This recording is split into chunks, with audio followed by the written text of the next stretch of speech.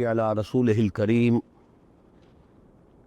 اما بعد فاعوذ بالله من الشيطان الرجيم بسم الله الرحمن الرحيم ان الحكم الا لله وقال تبارك وتعالى يا ايها الذين امنوا اطيعوا الله واطيعوا الرسول واولي الامر منكم فإن تنازعتم في شيء فردوه إلى الله والرسول وقال جل وعلا وأمرهم شورى بينهم صدق الله العظيم رب اشرح لي صدري ويسر لي أمري واحلل عقدة من لساني يفقهوا قولي۔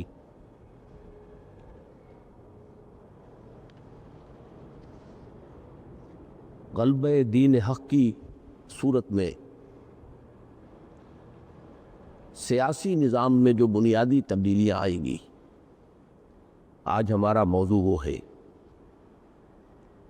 اس کے ضمن میں بھی جو آپ کے پاس وہ کتابچہ موجود ہے، اس میں 6 نکات ہیں اور ہمیں ان 6 نکات ہی کے حوالے سے گفتگو کرنی ہے۔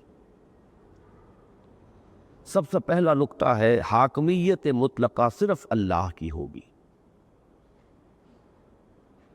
اسی کے لیے میں نے سورہ یوسف کی آیہ مبارکہ کا وہ ٹکڑا اس وقت تلاوت کیا ہے، ان الحکم الا للہ، حکم دینے کا اختیار مطلق اللہ کے سوا کسی کو نہیں۔ اسی بات کو پھر مختلف اسلوبوں سے قرآن مجید میں مختلف مواقع پر دہرایا گیا ہے۔ لا یشرک فی حکمہ احدا، یہ سورۃ الکہف میں ہے۔ اللہ تعالیٰ اپنے حکم میں کسی کو شریک کرنے کے لیے تیار نہیں۔ سورہ بنی اسرائیل کی جو آخری آیت ہے، جو توحید کا ایک بہت بڑا خزانہ ہے، اس میں فرمایا وَلَمْ يَكُنْ لَهُ شَرِيكٌ فِي الْمُلْكِ، بادشاہی میں اس کا کوئی شریک نہیں۔ اسی کو پھر مسبحات جو ہے سورہ حدید اور سورہ تغابن، سورہ حدید کی ابتدائی 6 آیات میں 2 مرتبہ فرمایا لہو ملک السماوات والارض، اور سورہ تغابن میں فرمایا لہو الملک ولہو الحمد۔ بہرحال اصل الاصول جو ہے اسلامی ریاست کا وہ ہے حاکمیت خداوندی۔ حاکمیت مطلقہ اگر کسی اور کے لیے تسلیم کی جائے تو یہ شرک ہے، اس لیے کہ یہ وہ شے ہے جس میں اللہ تعالیٰ کسی کو شریک کرنے کے لیے تیار نہیں۔ لا یشرک فی حکمہ احدا، اس کی بھی جو بہت ہی سادہ الفاظ میں تعبیر کی ہے علامہ اقبال نے، وہ بہت ہی جامع ہے، بہت مکمل ہے، بہت صحیح ہے۔ سروری زیبا فقط اس ذات بے ہمتا کو ہے، حکمراں ہے ایک وہی باقی بتان آزری۔ کوئی اور بھی حکمرانی کا مطلق دعویٰ لے کر اگر آئے گا تو وہ گویا کہ خود اپنے آپ کو معبود قرار دے رہا ہے۔ فرعون اور نمرود اس کی مثالیں ہیں۔ جو بھی یہ کہے گا کہ اختیار مطلق میرا ہے، وہ گویا کہ خدائی کا مدعی ہے۔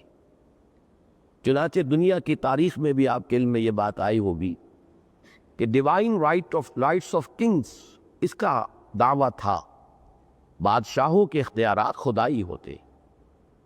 فلسفیانہ طور پر تو یہ کہا جاتا تھا کہ یہ در حقیقت بادشاہت جو دنیا میں ہے یہ ذل اللہ ہے، اللہ کا ایک پرتو ہے، اللہ کا ایک سایہ ہے، لہذا بادشاہت در حقیقت اپنی پوری اتھارٹی ڈرائیو کرتی ہے اللہ سے، خدا سے۔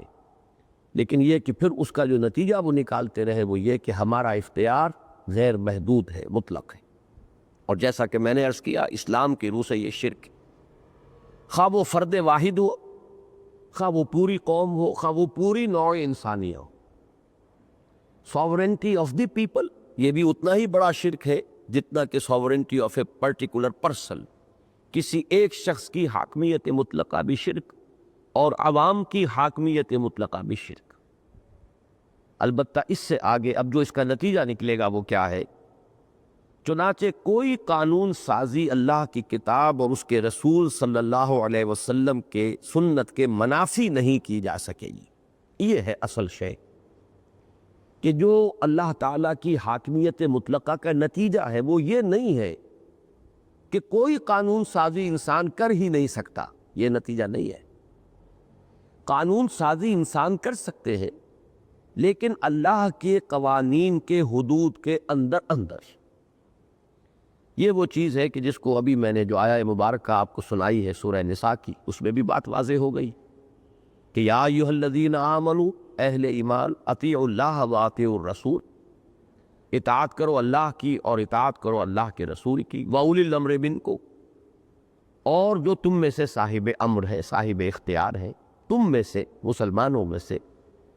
لیکن اگر تمہارا کہیں اختلاف ہو جائے، فَإِن تَنَازَعْتُمْ فِي شَيْءٍ فَرُدُّوهُ إِلَى اللَّهِ وَالرَّسُولِ، تو اس کو لوٹا دو اللہ اور اس کے رسول کی طرف، اس لیے کہ مستقل اطاعت وہی دو ہے، اللہ کی اور اس کے رسول کی۔ اصلاً تو اطاعت صرف اللہ کی ہے، رسول کی اطاعت بھی اللہ کے نمائندے کی حیثیت سے ہے، باقی یہ کہ وہ اپنی جگہ پر ایک مستقل بذات اطاعت ہے، اللہ کی اطاعت، اللہ کے رسول کی اطاعت۔ یہی وجہ ہے کہ لفظ اطیعوا کو دہرا کر لائے، اطیعوا اللہ و اطیعوا الرسول۔ تیسری اطاعت جو ہے اولی الامر منکم، یہ مستقل نہیں ہے، لہذا اطیعوا کا لفظ تیسری مرتبہ نہیں آیا۔ یہ بھی ہو سکتا تھا کہ اطیعوا ایک ہی مرتبہ آتا اور اسی اطیعوا کے تحت اللہ کی اطاعت، رسول کی اطاعت اور اولی الامر کی اطاعت جو ہے سب کو جمع کر دیا جاتا، جیسے ایک بریکٹ ہوتی ہے، اس بریکٹ سے باہر جو رقم ہے وہ اندر کی تمام رقوم کے ساتھ ضرب کھا جائے گی۔ ایک شکل یہ ہو سکتی تھی کہ صرف ایک مرتبہ یا ایھا الذین آمنوا اطیعوا اللہ والرسول واولی الامر منکم، اس کے معنی یہ ہوتے کہ یہ تینوں اطاعتیں گویا کہ ہم پلہ ہو گئی، گویا کہ برابر ہو گئے۔ تو نہایت حکیمانہ انداز ہے۔ تیسری شکل یہ ہوتی کہ اطیعوا کو تینوں مرتبہ لاتے، اطیعوا اللہ واطیعوا الرسول واطیعوا اولی الامر منکم، اس میں بھی وہی شکل پیدا ہو جاتی کہ تینوں اطاعتیں گویا کہ مساوی ہو جاتی۔ یہاں درمیانی شکل اختیار کی گئی، اطیعوا کو دو جگہ لائے، تیسری مرتبہ نہیں، اطیعوا اللہ واطیعوا الرسول واولی الامر منکم، اور پھر جب تمہارا اختلاف ہو جائے تو لوٹاؤ اللہ اور اس کے رسول کی طرف، اس لیے کہ مستقل اطاعتیں وہی دو ہے، فیصلہ ان کے حوالے سے ہوگا، اللہ کا حکم، اللہ کے رسول کا حکم۔ یہ ہے در حقیقت اس کے تحت، اس کے لیے بہترین مثال جو ہے اس نظام کو جب ہم عملاً اختیار کریں گے تو کیا شکل ہوگی اس دور میں۔ ایک تو میں نے ہمیشہ بہت ہی خراج تحسین ادا کیا ہے، میں نہیں جانتا کہ وہ کون صاحب تھے جنہوں نے پاکستان کے دستور میں ایک دفعہ شامل کی۔ اس دفعہ کے الفاظ انتہائی حکیمانہ ہیں: No legislation will be done repugnant to the Quran and the Sunnah، کہ یہاں کوئی قانون سازی کتاب و سنت کے منافی نہیں کی جا سکے گی۔ ان الفاظ میں بڑی حکمت مضمر ہے، بلکہ اس سے پہلے یہ نوٹ کر لیجئے کہ ہمارے ہاں اللہ کے فضل و کرم سے پہلے قرارداد مقاصد پاس ہوئی، اس نے گویا کہ پہلا حق ادا کر دیا کہ ساورنٹی اللہ کی ہے، حاکمیت اللہ کی، یہ بات اس میں تسلیم کر لی گئی، اگرچہ وہ دستور میں شامل نہیں تھی۔ یہ اس دور میں جو یہ 8ویں ترمیم کی تھی صدر ضیاء الحق صاحب نے، اس کے نتیجے میں وہ دستور کا حصہ بن گئی ہے۔ اس سے پہلے وہ دستور کے صرف ایک پریمبل یا مقدمے یا دیباچے کی حیثیت رکھتی تھی، تو یہ ایک پیش قدمی ہوئی ہے ضیاء الحق صاحب کے دور میں۔ دوسرے یہ کہ ایک دفعہ جو تھی جس میں کہ یہ بات کہ کوئی قانون سازی اللہ کی کتاب اور اس کے رسول صلی اللہ علیہ وسلم کی سنت کے منافی نہیں کی جا سکے گی، یہ گویا کہ اس دفعہ کا مضمون ہے، No legislation will be done repugnant to the Quran and the Sunnah۔ یہ بھی ہمارے ہاں سن 56 میں جو دستور بنا تھا اس میں شامل تھی، لیکن یہ تھی ایک ڈائریکٹو پرنسپل، ایک رہنما اصول کی حیثیت سے، آپریٹو نہیں تھی، نافذ نہیں تھی، اس کے حوالے سے کسی عدالت کا کنڈا کھٹکھٹایا نہیں جا سکتا تھا، بلکہ یہ صرف ایک ہمارا رہنما اصول تھا جس کی بنا پر کوئی کسی جگہ پر بھی کوئی عدالت کوئی فیصلہ دینے کی مجاز نہیں تھی۔ لیکن یہ کہ اگر یہ دفعہ 100% نافذ کر دی جائے، کوئی ریزرویشن نہ ہو، اس لیے کہ اگر ایک استثناء بھی ہے تو کل میں سے ایک شے بھی نکل گئی تو پھر وہ جز رہ گیا، کل نہ رہا۔ دین میں سے ہم نے کسی ایک شے کو بھی مستثنیٰ کر دیا تو گویا کہ دین کے حصے ہم نے کر دیے، اور یہ وہ بہت بڑا جرم ہے جس کی سزا قرآن مجید میں سورہ بقرہ میں ان الفاظ میں آئی ہے: افتؤمنون ببعض الکتاب وتکفرون ببعض فما جزاء من یفعل ذلک منکم الا خزی فی الحیاۃ الدنیا ویوم القیامۃ یردون الی اشد العذاب۔ کیا تم ہماری کتاب کے ایک حصے کو مانتے اور ایک کو نہیں مانتے؟ تو جو کوئی بھی یہ طرز عمل اختیار کرے گا اس کی سزا اس کے سوا کچھ نہیں کہ انہیں دنیا میں ذلیل و خوار کر دیا جائے اور قیامت کے دن بدترین اور شدید ترین عذاب میں جھونک دیا جائے۔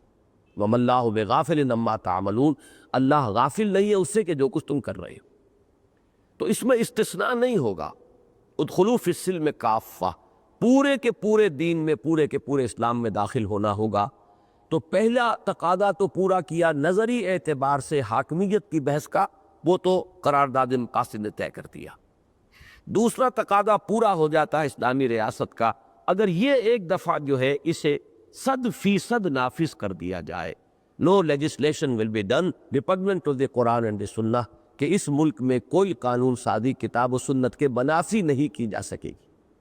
اب اس نقطے کی طرف آئیے کہ اس سے بعض حضرات کو مغالطہ ہے کہ شاید اسلامی ریاست میں کوئی نئی قانون سازی ہو ہی نہیں سکتی۔ یہ بہت بڑا مغالطہ ہے۔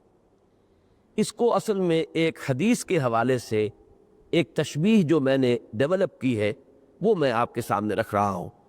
حدیث نبی ہے، بڑی پیاری حدیث، مثل المؤمن کمثل الفرس فی اخیکہ، مومن کی مثال اس گھوڑے کی سی ہے کہ جو ایک کھوٹے سے بندھا ہوا ہے۔ اب اس مثال کو ذرا میں نے بڑھایا ہے کہ فرض کیجئے ایک بہت وسیع میدان ہے اور آپ گھوڑے کو باندھنا بھی چاہتے ہیں لیکن یہ بھی چاہتے ہیں کہ اس کے پاؤں کھلے، بھاگے دوڑے، تو آپ کے پاس گنجائش ہے، آپ نے 100 گز لمبی رسی جو ہے اس سے کھوٹے سے گھوڑے کو باندھ دیا۔ اس کے نتیجے میں 100 گز نصف قطر کا ایک دائرہ وجود میں آ جائے گا کھوٹے کے چاروں طرف۔ اس میں گھوڑا آزاد ہے، رسی کچھ نہیں کہے گی اسے، وہ 50 گز پہ لوٹ لگائے، وہ 100 گز تک چلا جائے، مشرق میں جائے، شمال میں جائے، جنوب میں جائے، مغرب میں جائے، وہ بالکل کھوٹے کے ساتھ ہی بیٹھ جائے، یہ آزاد ہے بالکل۔ لیکن 101واں گز نہیں آئے گا اس کے لیے کہ نہ وہ مشرق میں، نہ شمال میں، نہ جنوب میں، نہ مغرب میں، کہیں بھی وہ 101 گز جو ہے وہ نہیں جا سکتا کھوٹے سے دور۔ تو گویا کہ اب اس میں ایک شکل آئی ہمارے سامنے، پابندی بھی ہے، آزادی بھی ہے۔ اس دائرے کے اندر اندر آزاد اور اس دائرے کی حدود کے باہر پابند، اس سے آگے بڑھ نہیں سکتا، تجاوز نہیں کر سکتا۔ اور دیکھیے بہترین لفظ قرآن مجید میں اسی لیے آتا ہے حدود اللہ، تلک حدود اللہ، یہ اللہ کی حدود ہے۔ وَمَن يَتَعَدَّ حُدُودَ اللَّهِ فَقَدْ ظَلَمَ نَفْسَهُ، جس نے اللہ کی حدود سے تجاوز کیا اس نے اپنے اوپر ظلم کیا۔ اب یہی بات سمجھ لیجئے کہ جہاں کتاب و سنت کے احکام آ گئے وہ ہے یہ دائرہ، یہ حدود اللہ، یہ نصوص ہے کتاب و سنت کے، اس سے تو تجاوز آپ نہیں کر سکتے۔ لا تقدموا بین یدی اللہ ورسولہ، اللہ اور اس کے رسول سے آگے مت بڑھو۔ البتہ اس 100 گز نصف قطر کے دائرے میں آپ آزاد ہے، اس میں آپ قانون سازی کر سکتے۔ اسی لیے میں اس شخص کو جس نے یہ الفاظ قائم کیے ہیں، الفاظ معین کی اس دفعہ کے، میں اس کے فہم کا، اس کے فکر کا قائل ہوں۔ اس نے یہ نہیں کہا ہے کہ یہاں کتاب اور سنت ہی پر مبنی قانون سازی کی جا سکے گی۔ اگر یہ بات ہوتی تو قانون سازی کا دائرہ محدود ہو جاتا۔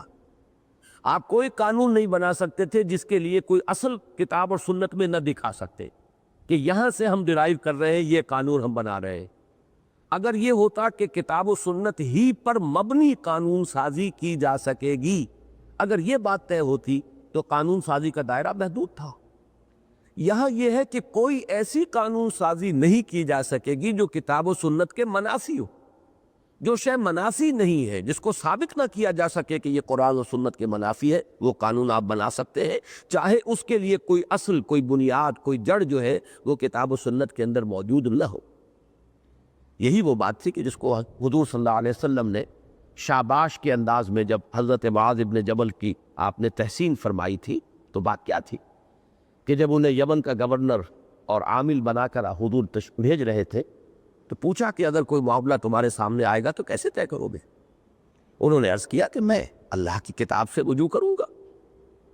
حضور نے دوسرا سوال کیا، اگر تمہیں اللہ کی کتاب میں کوئی بات نہ ملے اس سے متعلق، تو پھر انہوں نے عرض کیا کہ میں آپ کا کوئی فیصلہ، آپ کا کوئی قول، آپ کا کوئی فرمان، اس کے مطابق طے کروں گا۔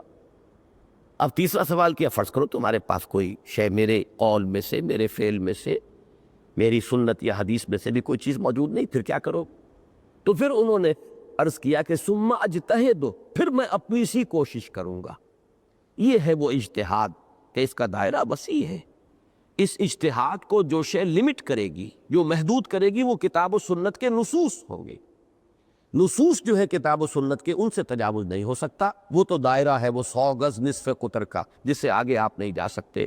البتہ اس کے اندر اب اس کے اندر بھی یہ ہو سکتا ہے، اور اس کا تعلق ہے انسان کے نظام اور تمدن کی سطح سے۔ فرض کیجئے کہ ابھی نوع انسانی کسی علاقے کے اندر بسنے والے انسان تمدنی اعتبار سے ابھی آج سے 1000 سال پہلے کے ماحول میں رہ رہے ہیں۔ فرض کیجئے قبائلی نظام ہے وہاں، ابھی ان کا تمدنی ارتقاء اتنا ہوا ہی نہیں کہ وہ شہریت کے معاملات اور سٹیزن شپ اور اس کے حقوق اور اس کے فرائض ان کا کوئی شعور ان کے اندر پیدا ہوا ہو۔ وہ تو قبائلی نظام ہی کو جانتے۔ تو وہاں شیخ قبیلہ اصل اتھارٹی ہے، اس کا حکم چلے گا۔ لیکن اگر وہ مسلمان ہے، گویا کہ اسلامی قبائلی نظام کیا ہوگا کہ شیخ قبیلہ بھی کتاب و سنت کے منافی حکم تو نہیں دے سکتا، البتہ کتاب و سنت کے حدود کے اندر وہ شیخ قبیلہ جو ہے اس کی بات چلے گی، اس کا حکم ہے نافذ ہو جائے گا۔ اس میں کوئی جمہوریت کا سوال نہیں، اس میں یہ کہ وہ سب سے مشورہ کرے، اس کا کوئی سوال نہیں، کوئی بیلٹ باکس کا سوال نہیں، اس لیے کہ نظام قبائلی ہے اور ابھی لوگوں کی ذہنی سطح بھی یہیں تک ہے۔ اس سے آگے وہ جانے کی استعداد اور صلاحیت رکھتے ہی نہیں، تو اس سے آگے کا سبق پڑھانا تکلیف مالا یطاق ہو جائے گا، ان کی ذہنی سطح سے بالاتر بات ہو۔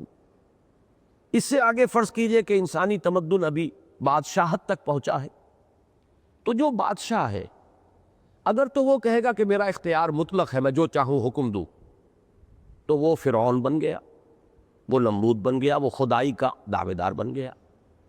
اگر وہ بادشاہ کہے کہ میں بھی اللہ کا بندہ ہوں، اللہ ہی کا حکم نافذ کروں گا، تو اب یہ فرعون نہیں ہے، یہ نمرود نہیں ہے۔ اس کی مثال حضرت داؤد کی ہے، حضرت سلیمان کی علیہ السلام۔ اگر وہ بادشاہ بھی خود اللہ کا بندہ ہے، اللہ کے احکام کی پیروی کرتا ہے اور اللہ کے احکام کے منافی کوئی حکم نہیں دیتا، البتہ یہ کہ جہاں اللہ اس کے رسول کے کسی حکم کی خلاف ورزی نہیں ہوتی، وہاں وہ اپنا حکم دیتا ہے، تو یہاں بھی اس کو بھی ہم غیر اسلامی نہیں کہیں گے، یہ شرک نہیں۔ البتہ نوع انسانی اب تمدن ارتقاء کے ذریعے سے جس مقام تک پہنچ چکی ہے، وہاں انسان کے اندر، عوام کے اندر ایک شعور پیدا ہو چکا ہے کہ ہم کسی انسان کا حکم کیوں مانیں۔ یہ بات صحیح ہے، وہ بھی 2 ہاتھوں اور 2 پاؤں والا اور 2 آنکھیں اور 2 کان رکھنے والا ہے، اور ہمارے بھی 2 کان ہیں، 2 آنکھیں ہیں، اور ہمارے بھی 2 پاؤں ہیں، 2 ہاتھ ہیں، تو اس کو یہ بالادستی کیسے حاصل ہو جائے گی؟ اگر یہ شعور پیدا ہو گیا ہو کسی معاشرے میں، تو پھر اب شکل کیا ہوگی کہ اب ایک جمہوری نظام وجود میں آئے گا۔ وہ جمہوری نظام اگر مطلق جمہوریت ہے جس میں عوام کی حاکمیت ہے، تو وہ کفر اور شرک ہے۔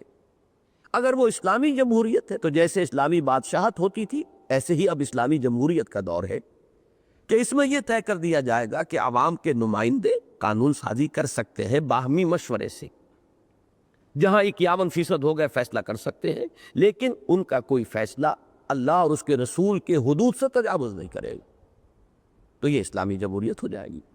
گویا کہ اب جو دور ہے وہ یہ ہے کہ اس 100 گز نصف قطر کے دائرے میں کسی ایک شخص کی بات نہیں چلے گی، اور کسی شیخ قبیلہ کا حکم نہیں چلے گا، کسی بادشاہ کا حکم نہیں چلے گا، بلکہ اب یہ جو شہری ہیں اس کے اندر بسنے والے، ان کی مجموعی رائے سے طے ہوگا کہ مباحات میں سے کون سی شے کو اختیار کریں، کون سی کو اختیار نہ کریں۔ یہ ہے وہ شے کہ جس کو قرآن مجید نے اصول کی حیثیت سے سورہ شورا میں بیان کر دیا، امرہم شورا بینہم۔ یہ امرہم میں ہے، امر اللہ میں نہیں۔ امر اللہ میں تو 100% لوگ بھی کوئی تبدیلی نہیں کر سکتے۔ جو اللہ کے اور اس کے رسول کے احکام صریح ہے، ان میں تو 51% کس بلا کا نام ہے، 100% بھی کوئی تبدیلی نہیں کر سکتے، وہ تو امر اللہ ہے۔ البتہ جو امرہم ہے، امرہم وہ دائرے کے اندر ہے، جہاں اللہ کا کوئی واضح حکم، اللہ کے رسول کا کوئی واضح حکم موجود نہیں ہے، یہ امرہم ہے۔ اب اس امرہم میں کسی ایک فرد واحد کی بات نہیں چلے گی، بلکہ وہاں لوگوں کے باہمی مشورے سے، اور اس میں ظاہر بات ہے کہ اقلیت اور اکثریت کا معاملہ ہو سکتا ہے کہ جس رائے کی طرف زیادہ تعداد میں لوگوں کا رجحان ہو، جبکہ دونوں چیزیں مباح ہیں، حرام کوئی شے تو ہے نہیں، یہ بھی مباح، یہ بھی مباح، تو مباحات میں سے کس کو اختیار کیا جائے کس کو ترک کیا جائے، اس کے فیصلے کا دار و مدار عوام کی اکثریت پر ہو سکتا ہے۔ یہ ہے وہ شے کہ جس میں اسلام اور جمہوریت اس طریقے سے آ کر ایک دوسرے کے ساتھ مل جاتے ہیں۔ یہ وہ بات ہے کہ جو اچھوں کی سمجھ میں ابھی نہیں آ رہی، اس لیے کہ ان موضوعات پر یا تو بہت زیادہ علمی سطح پر گفتگویں ہوئی ہیں، وہ علامہ اقبال نے کی تھی، وہ عام طور پر لوگوں کے فہم سے وہ بہت بالا تر ہیں، یا ابھی تک ہمارے علماء کرام نے ان چیزوں پر اس حیثیت سے غور ہی نہیں کیا ہے۔ بہت سے لوگوں کے ذہنوں کے اندر جو ہے کنفیوژن ہے، بہت سی الجھنیں ہیں، لیکن اس حدیث مثل المؤمن کمثل الفرس فی اخیتہ، اور یہ گھوڑے کی مثال 100 گز نصف قطر کا دائرہ جس میں وہ آزاد ہے اور اس سے آگے وہ پابند ہے۔ تو یہ پابندی اور آزادی کا امتزاج ہے۔ پابندی ہے کتاب و سنت کی نصوص کی، اس کے اندر ہم آزاد ہیں، یہاں ہم اپنی کثرت رائے سے فیصلے کر سکتے ہیں، اور یہ جمہوریت کا ایلیمنٹ ہوگا جو اسلامی ریاست میں آ جائے گا۔ اب آخری چیز جو اس میں اصل میں جو بہت مشکل ہے اور بہت اہم ہے وہ یہ کہ اللہ تو ہمارے سامنے موجود نہیں ہے کہ وہ بتائے کہ یہ میری حد آ گئی، اس سے آگے مت بڑھنا۔ وہ تو ہمارے پاس کتاب اللہ ہے، نہ رسول صلی اللہ علیہ وسلم بنفس نفیس، اس مسئلے کو چھوڑ دیجئے حیات النبی کا مسئلہ، لیکن بہرحال اس عالم ظاہر میں تو وہ موجود نہیں ہے کہ وہ بتائیں کہ اب یہ میرا حکم ہے۔ جب تک حضور صلی اللہ علیہ وسلم بنفس نفیس موجود تھے تو آپ کا فرمانا ہی در حقیقت آخری بات تھی۔ تو اب کیا کریں گے؟ کون طے کرے گا کہ آیا کسی معاملے میں کتاب و سنت سے تجاوز ہو گیا یا نہیں ہو گیا؟ اس کا فیصلہ کون کرے گا؟ یہ ہے اصل میں اس دور کا دوسرا اسلامی ریاست سے متعلق مشکل ترین مسئلہ۔ اس میں ایک دور میں ہمارے ہاں، بلکہ میں اس سے پہلے ہی عرض کر دوں کہ ایک تصور وہ ہے کہ جو آیت اللہ خمینی صاحب نے پیش کیا، وہ یہ ان کے دو تصور آئے ہیں۔ ایک تو یہ کہ وہ خود انہوں نے نائب امام کی حیثیت اختیار کی، امام کا قول آخری ہوتا، ان کے نزدیک امام معصوم ہوتا ہے۔ بہرحال وہ ہمارا تصور نہیں ہے، میں ان کا تصور بیان کر رہا ہوں۔ اور امام کا نائب جو ہے گویا کہ اسے بھی وہی اختیارات حاصل ہیں کہ جو نائب جو امام کے ہوتے ہیں۔ ہمارے لیے یہ تصور ہی سرے سے ناقابل قبول ہے۔ دوسری بات انہوں نے کہی ولایت الفقیہ، کہ اصل میں یہ حق جو ہے فقہاء کا ہے، مجتہدین کا ہے، جو قانون اسلامی کے باہرین ہیں، ان کے ہاتھ میں حکومت ہونی چاہیے، اس لیے کہ وہ فیصلہ کر سکتے ہیں کہ کیا چیز قرآن و سنت کے منافی ہے اور کیا چیز قرآن و سنت کے حدود کے اندر ہے۔ یہ بات وزنی معلوم ہوتی ہے دلیل کے اعتبار سے، لیکن اس کا جو نتیجہ نکلے گا وہ یہ ہے کہ ایک خاص طبقے کی حکومت قائم ہو جائے گی، جس کا نام تھیوکریسی ہے جدید پولیٹیکل سائنس میں، کہ ایک خاص طبقہ ہے، ان کی حکومت قائم ہو گئی اور ان کے ہاتھ میں آخری اختیار و اقتدار آ گیا۔ جو بھی اس دور کے تمدنی ارتقاء کا تقاضا ہے، جمہوریت، اس کی یہ نفی ہو جائے گی۔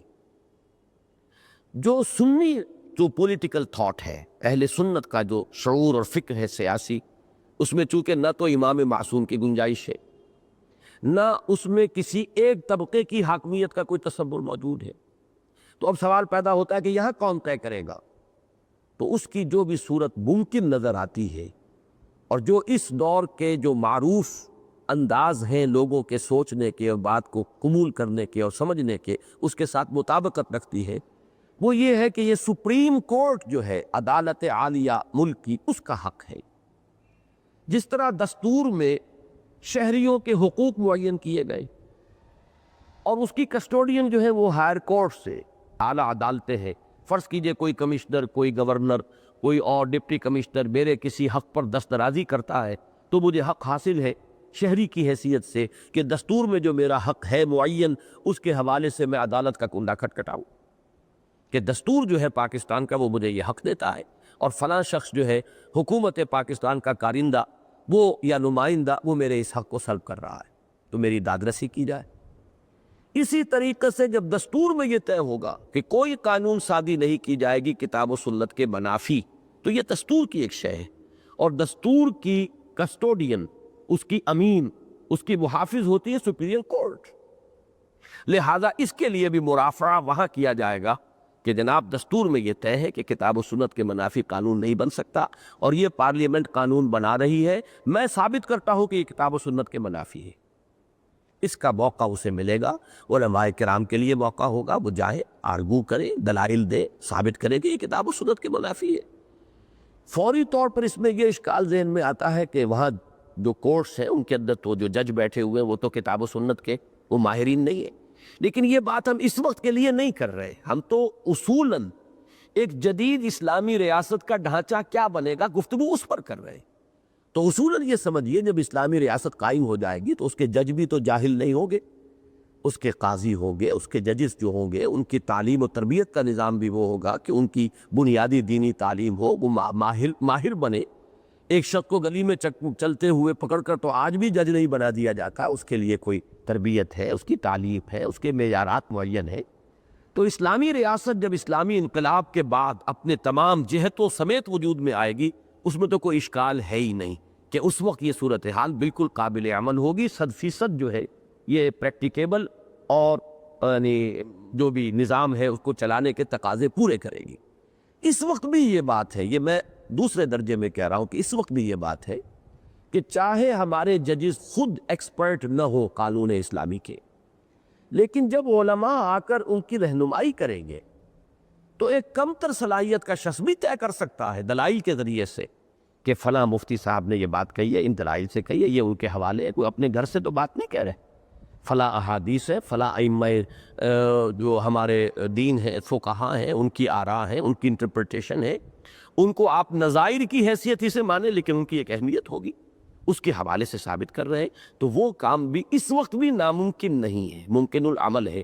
باقی جب اسلامی انقلاب کے نتیجے میں وہ پورا ایک نظام بدلے گا تو اس وقت تو اس میں قطعاً کوئی بھی اس کے ناقابل عمل ہونے کا کوئی امکان ہے ہی نہیں۔ تو یہ ہے پہلی اصل میں جو اس کی شق تھی وہ اتنی اہم تھی کہ ہمارا آج کا نصف وقت اس پر لگ گیا ہے، لیکن یہ کہ یہی وہ بنیادی بات ہے کہ جس کو اگر ہم نہیں سمجھیں گے تو آگے جو ہے بقیہ چیزوں پر ہمارا قدم رکے گا جگہ جگہ پر۔ پھر اس کو پڑھ لیجئے، حاکمیت مطلقہ صرف اللہ کی ہوگی، نمبر 1۔ چنانچہ کوئی قانون سازی اللہ کی کتاب اور اس کے رسول صلی اللہ علیہ وسلم کی سنت کے منافی نہیں کی جا سکے گی، اور اعلیٰ عدالتوں کو پورا اختیار ہوگا کہ کتاب و سنت کے منافی ہر قانون کو بلا استثناء کل عدم قرار دے دے۔ تو میں نے اب تک جو کچھ بات کہی ہے وہ ان کے 3 جملے ہیں، یہ ان 3 جملوں کی وضاحت ہے۔ اس کے ساتھ اب ذرا آپ 5ویں شق کے اوپر آ جائیے فوراً۔ وحدانی یا فیڈرل یا کنفیڈرل نظام ریاست اور اسی طرح صدارتی یا پارلیمانی طرز حکومت میں سے کسے اختیار کیا جائے، اس کا فیصلہ عوام کی کھلی رضامندی پر منحصر ہوگا، اس لیے کہ ان میں سے کوئی بھی نہ دینی اعتبار سے لازمی ہے، نہ حرام یا ناجائز۔ اس لیے کہ یہ جو نظام ہے یونٹری ہو، وحدانی، ایک مرکز اور پورا علاقہ اسی کے تابع ہو، براہ راست جو ہے گورنرز ہو اور اس کے تحت نظام چل رہا ہو، ایک فیڈرل کے فیڈریٹنگ یونٹس ہوں، صوبے کہہ لیں، اسٹیٹس کہہ لیں، امریکہ میں انہیں اسٹیٹس کہا جاتا ہے، یہاں جو ہے وہ جو ہمارے ہاں صوبے کا لفظ چلا آ رہا ہے، ان کو کچھ نہ کچھ داخلی طور پر اختیار ہو، آزادی ہو، آٹونومی ہو، اوپر پھر مل جل کر یہ ایک نظام بنائے، اسے فیڈرل کہتے ہیں۔ جہاں ان یونٹس کو بہت زیادہ آزادی ہو جاتی ہے، صرف محدود چند معاملات میں وہ اوپر جا کر جڑے رہے، وہ کانفیڈرل ہے، کنفیڈریشن جسے کہتے ہیں۔ یہ تینوں نظام نہ اسلام نے انہیں لازم کیا، نہ ان میں سے کسی کو حرام قرار کیا، یہ گویا کہ مباحات کے دائرے میں ہے، آپ کے اپنے حالات کے حوالے سے آپ جس طرح چاہیں اس کو طے کر لیں۔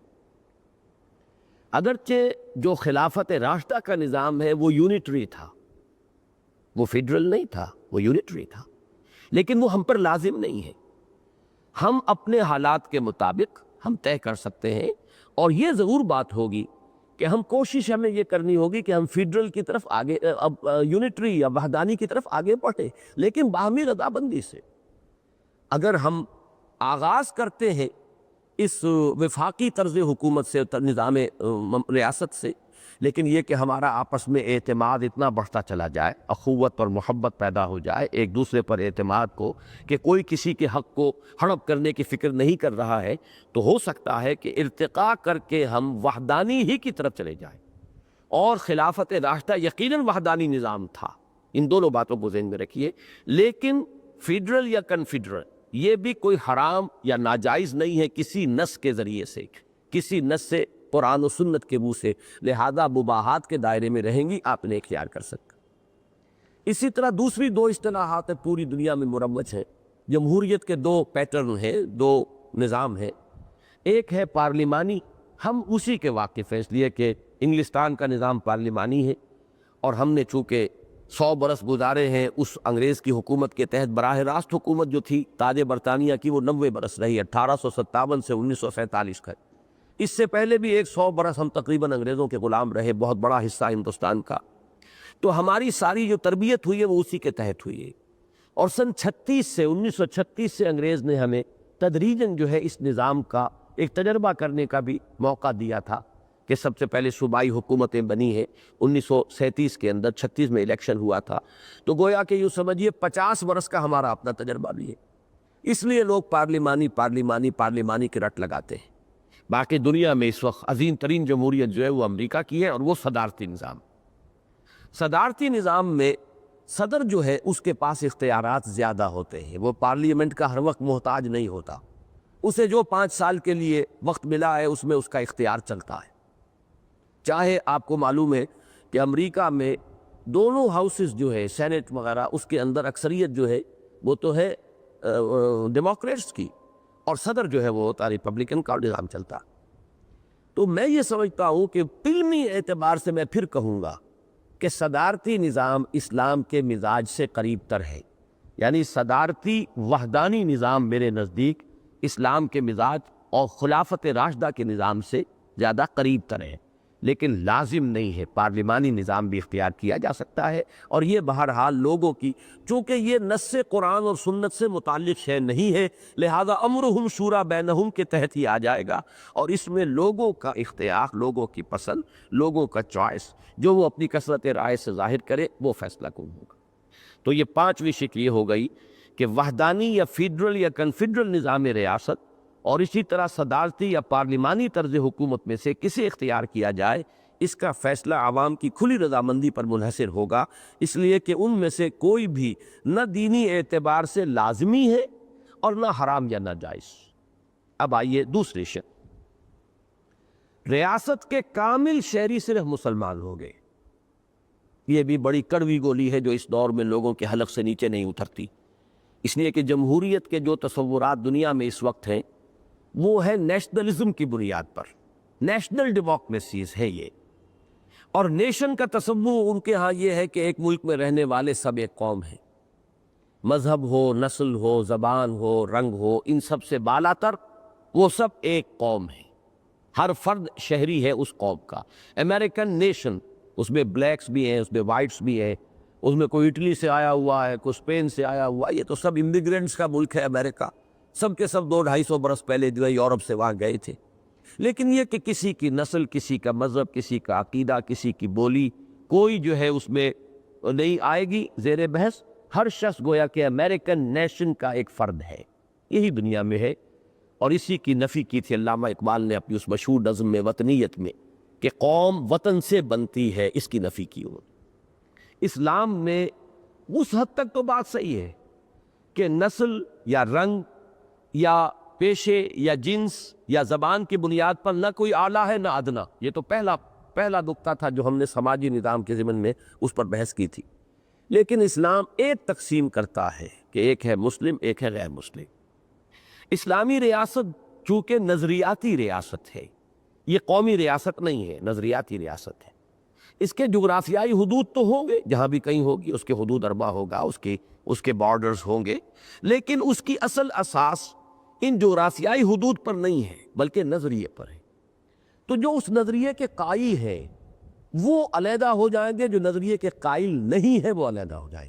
یہ ڈویژن نظریاتی ہے، یہ تقسیم جو ہے نظریاتی ہے۔ یہ تقسیم اس طرح کی نہیں ہے کہ نسل کو آدمی بدل نہیں سکتا، اسی طریقے سے رنگ کو آدمی بدل نہیں سکتا، لیکن یہ تو آپ عقیدہ بدل سکتے ہیں، نظریہ بدل سکتے ہیں۔ ایک شخص ابھی کمیونسٹ تھا، اب وہ کمیونزم کو چھوڑتا ہے اور وہ اسلام لے آتا ہے، اسلام کو قبول کرتا ہے۔ ایک شخص ابھی ہندو تھا، ابھی وہ ہندو مت کو چھوڑتا ہے، اسلام لے آتا ہے۔ جیسے ہی اسلام لے آئے گا وہ برابر کا شہری ہو گیا۔ لیکن یہ ہے کہ ایک تقسیم اسلامی ریاست میں رہے گی، مسلم اور غیر مسلم، مکمل شہری صرف مسلمان۔ اس لیے کہ جب نظریاتی ریاست ہے تو اس کے چلانے میں اور خصوصاً قانون سازی میں اس شخص کو کیسے شامل کیا جا سکتا ہے جو اسلامی کو نہیں مانتا، اس نظریے کو نہیں مانتا، جو اس اصول ہی کو نہیں مانتا کہ کتاب و سنت کے نصوص جو ہیں ان کے اندر اندر ہمیں رہنا ہے، وہ ان حدود ہی کو نہیں مانتا۔ تو بالکل منطقی بات یہ ہے کہ کامل شہری جو اس میں قانون سازی اور اس کے اندر پالیسی بنانے کے جو معاملات ہیں ان میں تو جو دخیل ہوں گے صرف وہ ہوں گے جو اس نظریے کو تسلیم کرتے ہیں، یعنی مسلمان ہیں۔ البتہ غیر مسلم وہاں پر ایک پروٹیکٹڈ مائنورٹی، ایک محفوظ اقلیت جس کی حفاظت کی جائے، وہ ایک امانت کے درجے میں ہوں گے اسلامی ریاست میں۔ ان کی جان، مال، آبرو، اس کا وہی تحفظ ہوگا جو کسی مسلمان کا ہوگا، اس میں کوئی فرق نہیں۔ غیر مسلم کی جان بھی اسلامی ریاست کا جو ذمہ شہری ہے غیر مسلم، وہ بھی اس کی جان کی بھی اتنی ہی حفاظت ہوگی جتنی کسی مسلمان کی جان کی، اس کے مال کو بھی وہی حفاظت حاصل ہوگی جو کسی مسلمان کے مال، اس کی عزت اور آبرو کو بھی وہی حفاظت حاصل ہوگی جو کسی مسلمان کی عزت اور آبرو۔ جہاں تک عقیدے کا تعلق ہے، مذہب کا تعلق ہے، اپنے نظام عبادات کا تعلق، اس میں کامل آزادی ہوگی، جسے چاہے پوجے، جس کو چاہے مانے۔ تبلیغ وہ صرف اپنی قوم میں کر سکیں گے، تعلیم، تلقین، اپنی نسل کو، اپنی اولاد کو وہ اپنی تعلیم دے، اس کا حق ہوگا۔ لیکن اسلامی ریاست میں کوئی غیر مسلم کسی اور مذہب یا عقیدے کی تبلیغ نہیں کر سکے گا۔ اس کی وجہ یہ ہے کہ اسلامی ریاست کی بنیاد اس عقیدے پر ہے، اس نظریے پر ہے۔ گویا کہ جو کوئی بھی اس کے خلاف کسی شے کی تبلیغ کر رہا ہے وہ اس کی جڑ کھود رہا ہے، اس کی بنیاد کے اندر نقب لگا رہا ہے۔ اس کو ہم کبھی گوارا نہیں کریں گے۔ قومی ریاست اجازت دیتی ہے جو چاہے جس مذہب کی چاہے جو ہے وہ تبلیغ کرے، اس لیے کہ قومی ریاست کی بنیاد کسی عقیدے یا نظریے پر نہیں ہے، وہ تو صرف وطن کی سرحدوں کے اوپر اس کی بنیاد قائم ہے۔ اسلامی ریاست کی بنیاد ہے اسلام، اس کا عقیدہ، اس کا نظریہ، لہذا اس کا تحفظ کیا جائے گا۔ غیر مسلموں کو صرف اس کی اجازت ہوگی کہ وہ اپنے لوگوں میں اپنے دین کی، اپنے مذہب کی، اپنے عقائد کی تبلیغ کرے، اپنی اگلی نسل کو وہ اپنے عقائد، اپنے خیالات جو ہے وہ پڑھائیں، منتقل کرے، لیکن اس دائرے سے باہر انہیں تبلیغ کا، اپنے مذہب کی تبلیغ کا حق حاصل نہیں ہوگا۔ یہ ہے چند باتیں، شاید یہ بات واضح ہو جائے۔ اب میں نے چونکہ یہ چوتھی شق کا مضمون بیان کر دیا، لہذا پہلے اسے پڑھ لیجئے۔ غیر مسلموں کی جان و مال اور عزت و آبرو کی حفاظت کا پورا ذمہ لیا جائے گا، اسی لیے ان کے لیے لفظ ذمی ہے۔ ذمی کوئی تحقیر والا لفظ نہیں ہے، ذمی ہمارا ذمہ ہے، ہم نے ذمہ لیا ہے، ذمہ داری لی ہے ان کی حفاظت کی، ان کے جان، مال، عزت، آبرو، اور انہیں کامل معاشی اور مذہبی آزادی حاصل ہوگی۔ چنانچہ وہ اپنی آئندہ نسلوں کی اپنے مذہب کے مطابق تعلیم و تربیت کے حقدار ہوں گے، البتہ انہیں مسلمانوں میں تبلیغ کا حق حاصل نہیں ہوگا۔ تو یہ پوری شق کی وضاحت آ گئی ہے۔ اب آئیے پھر دو پر۔ ریاست کے کامل شہری صرف مسلمان ہوں گے اور ان کے حقوق شہریت بالکل مساوی ہوں گے۔ یہ نقطہ بھی بہت سے حضرات کے آج بھی سمجھ میں نہیں آ رہا۔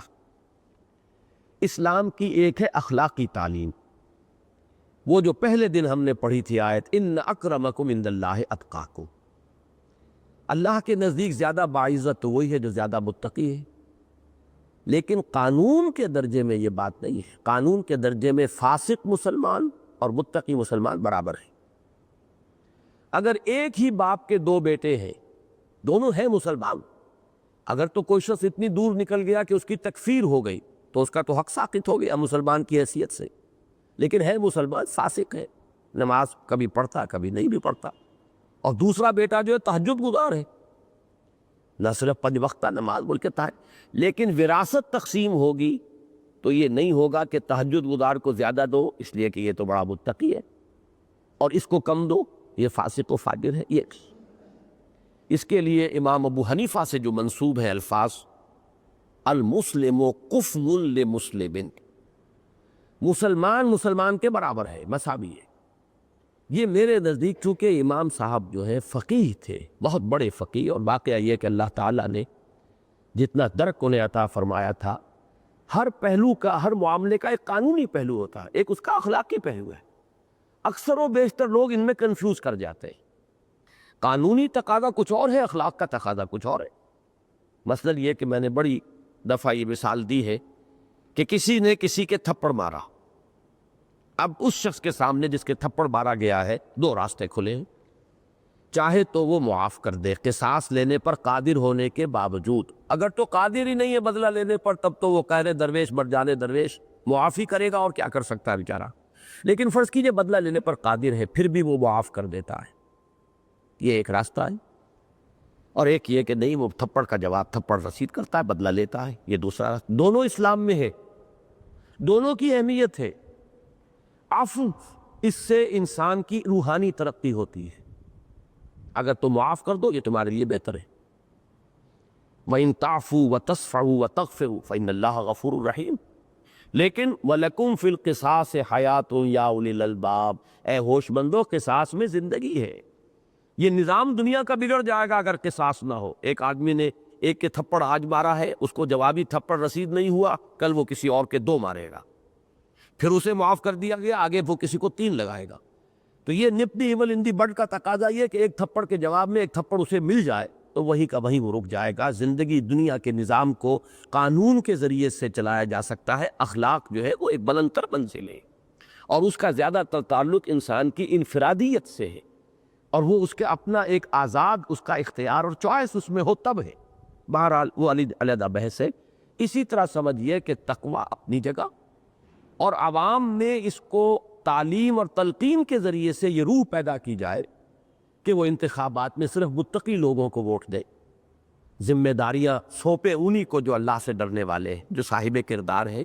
یہ تعلیم کے ذریعے ہوگا، تلقین کے ذریعے سے ہوگا. قانونی کوئی معیار آپ نہیں بنا سکتے کہ فلاں متقی ہے اور فلاں متقی نہیں ہے. لہذا قانون اور دستور کی سطح پر تمام شہری مسلمان مساوی. یہ پہلی بات تو آئی تھی، ریاست کے کامل شہری صرف مسلمان ہوں گے. دوسری بات، اور ان کے حقوق شہریت بالکل مساوی ہوگی، برابر ہوگی. المسلم کفو لمسلم، ہر مسلمان دوسرے مسلمان کا کفو ہے دستوری اور قانونی سطح پر. اور وہ اسلام کے اصول مشاورت کے مطابق باہمی مشورے سے ملک کے نظام کو چلائیں گے. یہ اسلام کا جو اصول مشاورت ہے، اس کے بارے میں تھوڑی سی وضاحت کر دوں کہ اس کی 2 شکلیں ایک دوسرے سے قدرے مختلف ہیں.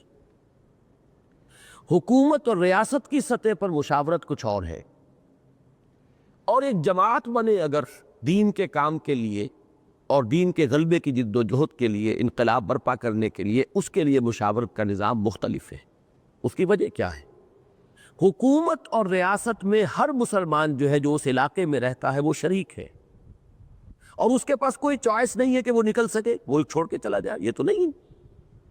لہٰذا وہ لابحالہ اس کے اندر شریک ہے. جبکہ جماعت میں کوئی شخص اپنی آزاد مرضی سے جب چاہے داخل ہو، جب چاہے نکل جائے.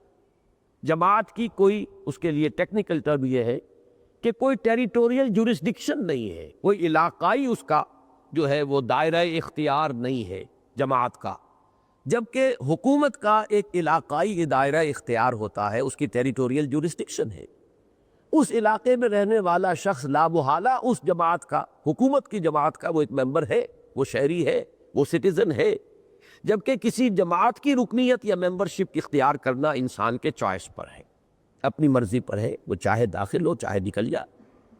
اس اعتبار سے بنیادی فرق ہے کہ جماعتی نظام کچھ اور بھی بنایا جا سکتا ہے، جبکہ ریاستی نظام میں امرہم شورا بینہم کا تقاضا یہ ہوگا کہ شہریوں کی کثرت رائے کی بنیاد پر معاملہ طے کیا جائے. یہ جو جدید دور کا جمہوریت کا تقاضا ہے، اگرچہ وہ واضح میں رکھیے دائرے کے اندر امرہم میں، لیکن امرہم میں شہریوں کی کثرت رائے کو فیصلہ کن قرار دیا جا سکتا ہے حکومت کے نظام میں. اور یہی واحد راستہ ہے کہ جو اس دور کی جو سطح ہے جمہوریت کی، جس کو آپ روح عصر کہیں گے، یہ جو ہے اسپرٹ آف دی ایج، یہ زمانے کی ایک روح ہے، ایک تمدنی ارتقاء کا تقاضا ہے. وہاں تو کثرت رائے سے معاملہ طے کرنا ضروری ہو جائے گا، لیکن جماعتی سطح پر، جس پر انشاءاللہ کل کسی وقت گفتگو ہوگی، اس لیے کہ اگلا صفحہ جو ہے اس کو بھی میں چاہتا ہوں کہ اسی سلسلے میں وضاحت اس کی کر دوں. اس کے میں نے اس وقت صرف یہ عرض کر دیا ہے کہ لفظ مشترک ہے اسلام کا نظام مشاورت، لیکن اسلامی کا نظام مشاورت حکومت اور ریاست کی سطح پر اور اسلام کا نظام مشاورت حقوق جماعت کی سطح پر، تنظیم کی سطح پر، یہ لامحالہ ایک نہیں ہے، ان کے مابین فرق و تفاوت ہے، جس کی سب سے بڑی بنیاد یہ ہے کہ کسی جماعت یا تنظیم کا کوئی علاقائی دائرہ اختیار نہیں ہوتا، کوئی ٹیریٹوریل جورسڈکشن نہیں ہوتی، اس میں شامل ہونا، اس سے نکل جانا انسان کے آزاد مرضی پر ہر وقت ہے۔ لیکن جبکہ حکومت کا معاملہ یہ ہے کہ اس کا علاقائی دائرہ اختیار، ٹیریٹوریل جورسڈکشن ہوتی ہے، اور اس میں ایک شخص کو لامحالہ رہنا ہے، وہ اس میں لامحالہ شریک ہے۔ اس اعتبار سے نظام کے اندر فرق ہو جائے گا۔ باقی اصول جو ہے وہ طے ہو گیا کہ ریاست کے کامل شہری صرف مسلمان ہوں گے، اور ان کے حقوق شہریت بالکل مساوی ہوں گے، اور وہ اسلام کے اصول مشاورت کے مطابق باہمی مشورے سے ملک کے نظام کو چلائیں گے۔ نمبر 3، قانون کی نگاہ میں سب برابر ہوگے، اور کوئی شخص حتیٰ کہ صدر ریاست بھی قانون سے بالا تر نہ ہوگا۔ یہ اسلام کی بہت بڑی بات ہے، جس کو آج تک جو سب سے زیادہ جمہوری اور سب سے زیادہ ترقی یافتہ ممالک ہیں وہ بھی یہاں نہیں پہنچ پائے۔ وہ صدر مملکت کو کچھ تحفظات دیتے ہیں، انہیں عدالت میں طلب نہیں کیا جا سکتا، اس کا ایک مقام ہے، گویا کہ مقدس مقام ہے اس کی ذات جو ہے، اس کا معاملہ بھی اس کو تحفظات دیے جائیں گے۔ لیکن یہ کہ اسلام میں نہیں ہے۔ اسلام میں یوں سمجھیے کہ وہ روح جمہوریت اس انتہا تک پہنچی ہے، اس بلندی تک جس تک کہ ابھی نوع انسانی کی رسائی نہیں۔ اسی لیے علامہ اقبال کے وہ شعر میں بارہا پڑھا کرتا ہوں کہ ہر کجا بینی جہان رنگ و بو، کہ از خاکش بروید آرزو، یا ز نور مصطفیٰ اورا بہاست، یا ہنوز اندر تلاش مصطفیٰ است۔ جہاں کہیں ہمیں کوئی خیر، کوئی بھلائی، کوئی روشنی نظر آ رہی ہے جس سے کہ انسان کے اندر ایک جذبہ اور امنگ انگڑائیاں لیتا ہے، اس کے اندر ترقی کی ایک جو ہے امنگ پیدا ہوتی ہے، یہ سارا خیر، یہ ساری روشنی یا تو نور مصطفیٰ سے مستعار لی گئی ہے صلی اللہ علیہ وسلم، یا ابھی انسان اس رخ پر آگے بڑھ رہا ہے اور ابھی تلاش میں ہے کہ اس مقام تک پہنچ جائے جس مقام پر کہ محمد رسول اللہ صلی اللہ علیہ وسلم نے نوع انسان کو پہنچایا تھا۔ تو یا ہنوز اندر تلاش مصطفیٰ، گویا کہ یہ جو بھی ارتقائی عمل ہے یہ ابھی اس مقام تک پہنچنے کے لیے ہاتھ پاؤں مار رہا ہے جس پر کہ محمد رسول اللہ صلی اللہ علیہ وسلم نے آج سے 1400 برس قبل نوع انسانی کو پہنچا دیا تھا۔ اور اس میں یہ ہے کہ کوئی صدر مملکت، کوئی خلیفہ راشد بھی قانون سے بالا تر نہیں تھے۔ حضرت علی کا مقدمہ خارج ہو گئے، مدعی کی حیثیت سے عدالت میں پیش ہوئے، اور صرف اس لیے کہ ان کے پاس گواہ کوئی نہیں تھا، یا بیٹا یا غلام، اور قاضی نے کہا کہ بیٹے اور غلام کی گواہی آپ کے حق میں قابل قبول نہیں ہے، کوئی اور گواہ ہو تو پیش کیجئے۔ حضرت علی نے فرمایا کوئی اور گواہ نہیں ہے، مقدمہ خارج۔ حالانکہ کوئی بھی بقائمی ہوش و حواس اور بسلامتی ایمان و اسلام یہ شک نہیں کر سکتا تھا کہ حضرت علی جھوٹ بول سکتے ہیں، معاذ اللہ ثم معاذ اللہ ثم معاذ اللہ۔ لیکن قانون قانون ہے، اگر وہ قانون میں حق ثابت نہیں ہو رہا تو پھر وہ ثابت قانون عدالت ڈگری نہیں دے سکتی۔ جیسے کہ حضور نے فرمایا تھا صلی اللہ علیہ وسلم کہ لوگوں تم میں سے بعض لوگ تمہارے مقدمات میرے سامنے پیش ہوتے ہیں، بعض لوگ زیادہ چرب زبان ہوتے ہیں، وہ اپنی بات کو زیادہ پیش کر سکتے ہیں۔ آج کل یوں کہیے کہ اچھے وکیل کو ہائر کر سکتے ہیں جو اپنی خطابت اور طلاقت لسانی سے جج کے اوپر جو ہے اثر انداز ہو جاتا ہے۔ تو میں جو فیصلہ جو بھی میرے سامنے حقائق لائے جاتے ہیں اس کے مطابق فیصلہ کر دیتا ہوں۔ لیکن لوگوں یاد رکھو، اگر تم کوئی غلط فیصلہ میری عدالت سے کروا کر لے گئے تو اگر فرض کیجئے زمین کے کوئی قطعہ تھا، کوئی ٹکڑا تھا، پلاٹ تھا، اس کے بارے میں جھگڑا تھا، تو اگر تم نے ایک غلط فیصلہ، غلط ڈگری حاصل کر لی میری عدالت سے، تو جان لو کہ میری عدالت سے بھی جو تم لے کر جا رہے ہو وہ جہنم کا ٹکڑا لے کر جا رہے ہو، وہ تمہارا حق نہیں بنے گا، اس لیے کہ محمد نے فیصلہ کر دیا معاذ اللہ صلی اللہ علیہ وسلم۔ تو یہ اصول ذہن میں رکھیے کہ کوئی شخص بالا تر قانون سے نہیں ہے، قانون فیصلہ کرے گا، اور کوئی شخص جو ہے جیسا کہ ہمارے ہاں ابھی تک چلا آ رہا ہے، صدر ریاست کو حق حاصل ہے، عدالت نے کسی شخص کو پھانسی کی سزا دی ہے اور وہ ان کی جان بخشی کرنے کا اختیار رکھتے، کسی صدر مملکت کو یہ حق اسلام کی روح سے حاصل نہیں۔ عدالت کا فیصلہ ہے، عدالت کا فیصلہ وہ آخری ہوگا۔ جان بخشی کرنے کا حق اگر ہے تو مقتول کے ورثاء کو ہے، وہ چاہے تو معاف فرما دے، وہ چاہے تو دیت وصول کر لے، خون بہا لے لے، لیکن یہ ہے کہ اس کا حق کسی گورنر، کسی صدر ریاست، کسی پرائم منسٹر، کسی کو حاصل نہیں۔ بہرحال تیسری چیز یہ ہوئی کہ قانون کی نگاہ میں سب برابر ہوں گے، اور کوئی شخص حتیٰ کہ صدر ریاست بھی قانون سے بالا تر نہ ہوگا۔ چوتھی شق ہم پڑھ چکے ہیں، پانچویں شق بھی پڑھ چکے ہیں۔ ترتیب ذرا آج ہماری کچھ مختلف ہو گئی لیکن باتیں واضح ہو گئی۔ اب آخری چھٹی، علاقائی یا نسلی یا قبائلی روایات میں سے جو شریعت اسلامی سے متصادم نہ ہو انہیں پورا تحفظ حاصل ہوگا۔ اسی طرح علاقائی زبانوں کے حقوق کی حفاظت ہوگی، البتہ سب سے زیادہ زور عربی پر دیا جائے گا۔ یہ بھی چونکہ اس دور میں ایک بہت حقیقی اور واقعی مسئلے کی حیثیت سے ہمارے ملک میں کھڑا ہو چکا ہے، پوری دنیا میں بھی ہے، لوگوں میں ایک احساس پیدا ہوا ہے کہ ہماری روایات ہے، ہمارا کلچر ہے، ہماری تہذیب ہے، سرائے کی تہذیب ہے، سرائے کی زبان ہے، سرائے کی کلچر ہے، بلوچ تہذیب ہے، بلوچ روایات ہے، بلوچ زبان ہے، وغیرہ وغیرہ۔ یہ خاص طور پر روس کا ایک خاص ہتھ کنڈا رہا ہے، اسی کے حوالے سے قوموں کو اندر سے تقسیم کر کے اور پھر اس کے اندر اشتراکی انقلاب کے لیے میدان ہموار کرتا، اور اکثر و بیشتر جگہوں پر یہ فکر جو ہے یہ روسی ذرائع ابلاغ کے ذریعے سے اور ان کے جو ایجنٹ اور ان کے جو بھی ہم خیال لوگ ہیں ان کے ذریعے سے مختلف ممالک میں پھیلا ہے۔ اب اس میں ایک واقعی اور درمیانی اور یوں سمجھیے کہ جو اوسط راہ ہے، راہ وسط، وہ ہمیں اختیار کرنی ہوگی۔ ان چیزوں کی کلیت نفی بھی در حقیقت اسلام کا تقاضا نہیں، اس لیے کہ وہ آیت ہم نے پہلے دن پڑھی تھی، اس میں اللہ تعالیٰ نے قوموں اور قبیلوں کو بھی اپنی طرف منسوب کیا ہے، وَجَعَلْنَاكُمْ شُعُوبًا وَقَبَائِلَ لِتَعَارَفُوا۔ یہ نسبتیں غلط نہیں ہیں، کوئی اموی تھا اموی ہے، کوئی ہاشمی تھا ہاشمی ہے، اس میں کوئی حرج نہیں۔ تمام صحابہ کرام نے اپنی نسبتوں کو برقرار رکھا، اس میں کوئی حرج نہیں۔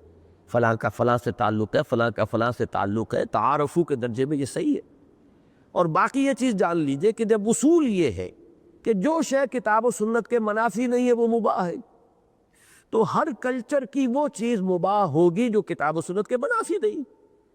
جیسے آپ ریاستی سطح پر قانون سازی میں بھی یہی اصول لے رہے ہیں کہ کتاب و سنت کے منافی کوئی قانون سازی نہیں کی جا سکے گی، اسی طریقے سے ہر کلچر، ہر تہذیب کی وہ تمام چیزیں جو کتاب و سنت کے منافی نہ ہو ان کو تحفظ دیجیے، ان کے فروغ کے لیے کوشش کیجیے، ان کے جو حقوق ہے ان کو تسلیم کیجیے، ان کا تحفظ بھی ہو اور ان کے فروغ کے لیے بھی ریاستی وسائل و ذرائع بروئے کار آئے، اس میں قطعاً کوئی شے اسلام کے خلاف نہیں۔ ان چیزوں کی بالکل نفی کر دینا یہ بھی در حقیقت ایک انتہا پسندی ہے، افراط و تفریط کا معاملہ ہے۔ جبکہ دوسری طرف انتہا پسندی کیا ہے کہ انہی چیزوں کو اصل بنیاد بنا لیا جائے۔ اسی کے حوالے سے یہ بات سمجھ لیجئے کہ یہ جو دو الفاظ ہیں، حمیت اور حمیت جاہلیت، ان دونوں میں بڑا فرق ہے۔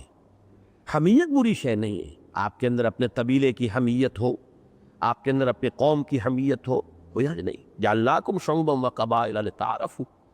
حمیت جاہلی کیا ہے کہ آپ قومی یا قبائلی حمیت کو اسلامی حمیت سے بالا تر کر دیں، تب یہ حمیت جاہلی ہے۔ اسلامی حمیت رہے بالا ترین، کتاب و سنت کے ساتھ ہماری وفاداری ہو بالا ترین۔ اسی طرح لفظ عصبیت، عصبیت بری شے نہیں ہے۔ علامہ ابن خلدون رحمہ اللہ کے تو فلسفے کی بنیادی اصطلاح عصبیت ہے۔ عصبیت نہ ہو تو کوئی معاشرہ جو ہے مربوط رہ نہیں سکتا، عصبیت ہونی چاہیے قبیلے کی، لیکن یہ عصبیت جاہلی بن جائے گی، جو لحاظ رکھا جانا چاہیے یہ ہے وہ بات جو کہی جا رہی ہے، علاقائیوں کے حقوق کی حفاظت ہوگی۔ البتہ سب سے زیادہ زور عربی پر دیا جائے گا، یہاں بھی اصول وہی ہے، اس لیے کہ عربی ہماری دینی زبان ہے۔ بلکہ ہمارا موقف تو یہ ہے تنظیم اسلامی کی سطح پر کہ پاکستان کی سرکاری زبان عربی ہونی چاہیے۔ ہمارے دو بڑے ہمدرد تھے جنہوں نے اس وقت آغاز ہی میں یہ مشورہ دیا تھا، اور اگر اس وقت سے ہم کرتے تو اب تک ہم در حقیقت عرب ممالک کا گویا کہ ایک جز بن چکے ہوتے۔ 40 برس میں تو 3 نسلیں آگے آ چکی ہوتی جنہوں نے کہ وہ تحصیل کی ہوتی، اور جیسے انگریزی کوئی ہمارے باپ دادا کی زبان تو نہیں تھی، کتنے عرصے ہوا ہے، یعنی 90 برس کے اندر انگریزی کس قدر رواج پا گئی، کتنے لوگ انگریزی اتنے جاننے والے ہیں ہمارے ہاں جو انگریزوں کو انگریزی پڑھا دیں۔ تو عربی زبان تو اس کے مقابلے میں اس سے بھی چوتھائی حصہ جو ہے وقت کا اس میں عربی زبان کی ترویج ہو سکتی تھی، اس لیے کہ ہماری ساری زبانیں جو ہے اس میں عربی کے الفاظ بے انتہا موجود ہیں۔ تو یہ سرکاری زبان ہونی چاہیے، ٹاپ لینگویج یہی ہو، باقی اس کے تحت علاقائی زبانیں، علاقائی، اور اس میں کوئی حرج نہیں ہے۔ کتاب و سنت کے منافی نہیں ہوگا اگر ہم اپنے تمام صوبے اثر نو زبانوں کی بنیاد پر استوار کر لیں، جیسا کہ ہندوستان نے کیا ہے۔ ان کے ہاں بھی یہ ٹکراؤ رہتا تھا، انہوں نے مستقل حل کیا۔ تمام صوبوں کی تقسیم لسانی بنیادوں پر کر دی گئی ہے۔ ہر صوبہ اپنا اندرونی معاملہ اپنی زبان میں طے کرتا ہے۔ مرکزی حکومت کے ساتھ اس کا رابطہ انگریزی میں ہوتا ہے، اس لیے کہ ہندوستان کے اندر کوئی زبان ان کی مذہبی زبان نہیں ہے، کوئی زبان ایسی نہیں ہے کہ جس سے سب کو محبت ہو، تو انہیں وہ بدیسی زبان لینی پڑی ہے، جبکہ ہمارے پاس عربی زبان ہے کہ ہماری مرکزی سطح پر زبان وہ ہو، اور اس کو ہم اپنے دین کے ترویج و اشاعت کا بھی چونکہ سب سے مؤثر ذریعہ بنا سکتے ہیں، لہٰذا اس کو رکھا جائے بالا ترین۔ باقی زبانیں جو ہے علاقائی زبانیں ہیں، اور ان میں سے کسی کو کسی پر کوئی فوقیت حاصل نہیں، یہ سب آپس میں مساوی ہیں، برابر ہیں۔ اگر فوقیت ہے تو صرف عربی زبان کو، اس لیے کہ اللہ کی کتاب اس زبان میں ہے، محمد الرسول اللہ صلی اللہ علیہ وسلم کے فرمودات اس زبان میں۔ یہ چھٹی اور آخری بات تھی۔ اس کا نتیجہ کیا ہے؟ کنکلوڈ کیا، الغرض اگر یہ 6 باتیں ہو جائیں، پاکستان دور جدید کی بہترین اسلامی، جمہوری اور فلاحی ریاست بن جائے گی۔ یہ تینوں جو نظام ہم نے جن پر گفتگو کی ہے ان 3 ایام میں، ان سب کو کنکلوڈ کیا گیا ہے یہاں۔ فلاحی ریاست گویا کہ معاشیات کے ضمن میں جو پہلی بات ہم نے کل پڑھی تھی کہ بنیادی ضروریات جو ہے وہ ہر شہری کی ریاست کے ذمے ہے۔ یہ جمہوریت جس کو میں نے اس وقت واضح کر دیا ہے کہ اسلام کے ساتھ جمہوریت کس طریقے سے، کس طور سے، کس انداز میں اس کا جوڑ ملتا ہے، اور یہ کہ بہترین اسلامی، جمہوری اور فلاحی ریاست بن جائے گی۔ اللہ تعالی ہمیں اس عظیم مقصد کے لیے تن من دھن لگا دینے کا عزم مصمم کرنے کی توفیق عطا فرمائے، آمین یا رب العالمین۔ اب یہ جو اس کتابچے کے 4 صفحے مزید ہیں، ان میں سے 2 صفحات میں یہ وضاحت کی گئی ہے کہ وہ اسلامی انقلاب کیسے آئے گا۔ یہ نظام تو اعلیٰ ہے، بہت عمدہ ہے، قائم کیسے ہوگا؟ تو اس کے ضمن میں ہم کل کوئی پروگرام طے کریں گے کہ اس کو بھی ہم معین کر کے، اور اسی سلسلے میں اس کے بھی ٹیپس تیار ہو جائے، تاکہ ہماری جو بھی مبتدی تربیت گاہوں کا جو نظام ہے، اس میں ظاہر بات ہے ہر مرتبہ میری تو حاضری اور شمولیت نہیں ہو سکے گی، اس میں یہ ہے کہ ان ٹیپس کے ذریعے سے اس ضرورت کو پورا کیا جا سکے، لیکن وہ پروگرام ابھی ہمیں طے کرنا ہے۔ سبحانک اللہم و بحمدک، نشہد ان لا الہ الا انت، نستغفرک و نتوب الیک۔